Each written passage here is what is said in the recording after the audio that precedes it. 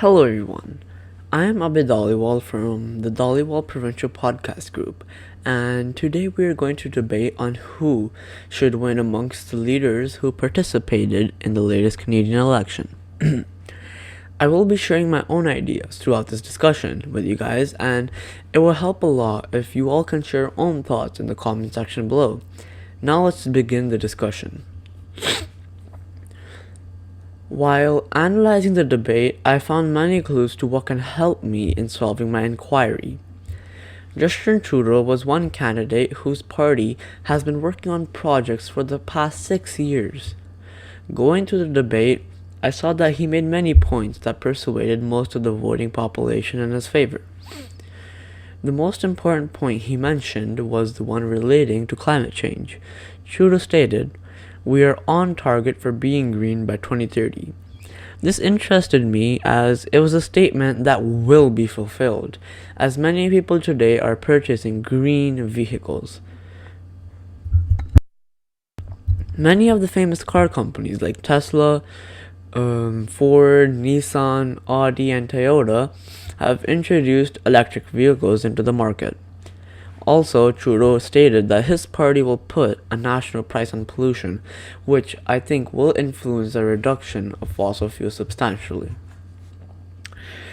Unlike any other party, excluding the Conservatives, Trudeau had a solid plan for what he was going to do. Parties like the NDP had a statement, but with no plan to back it up.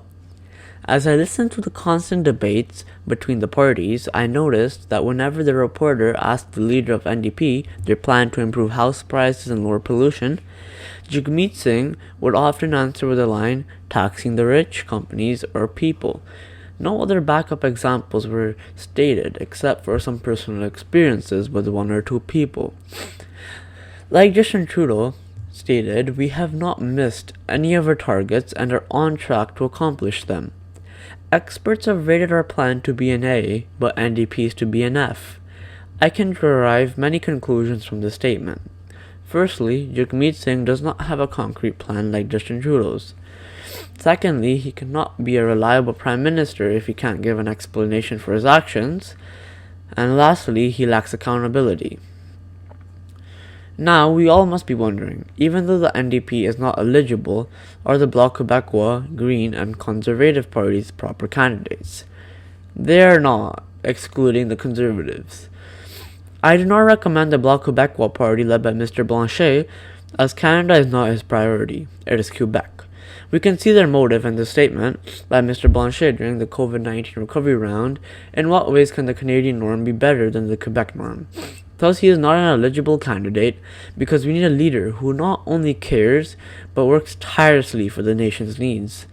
The Green Party's leader, Annamie Paul, only attended the debate because she knew she was not going to win. This can be asserted from her confused statement regarding the Liberals or the Green Party. How can Canadians trust this party? I see the hesitation in her words. In other statements, she was just firing shots at other political leaders. For example, she called Justin Trudeau non-feminist and that he is firing women from his cabinet. I feel that Canada is not ready to go green, so the Green Party, is excluded from the list.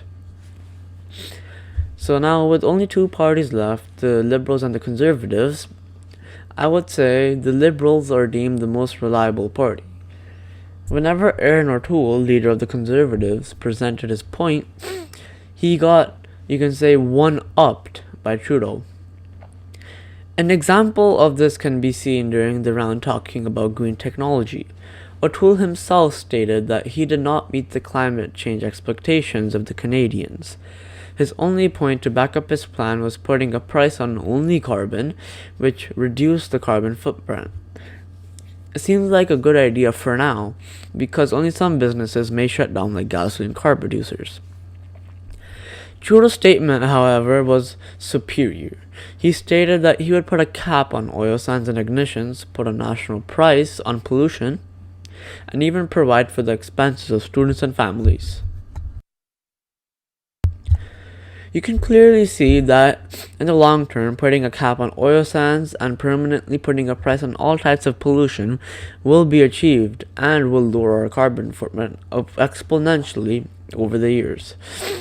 Also, during the many debates, O'Toole was always against the COVID-19 vaccinations and even prevented the people in his cabinet from receiving one.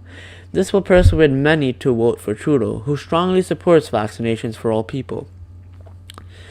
Trudeau has been in position of Prime Minister for many years now. He has made many mistakes, but if you consider the good things he did, we all benefited. Of course, holding the election during COVID-19 was not the smartest decision in the world, but in the end, it resulted in the same ending. As he said, achieving real progress is not possible if people are debating the fundamentals. But in the debate, he showed he knew what he was going to do. From solving the mystery of the First Nation girls to contributing to climate change is why Trudeau all for tuning into the Dhaliwal podcast group, and hope you were able to solve the question of who should win amongst the 5 candidates running for Prime Minister. Hope you enjoyed it, and please have a good day. Thank you.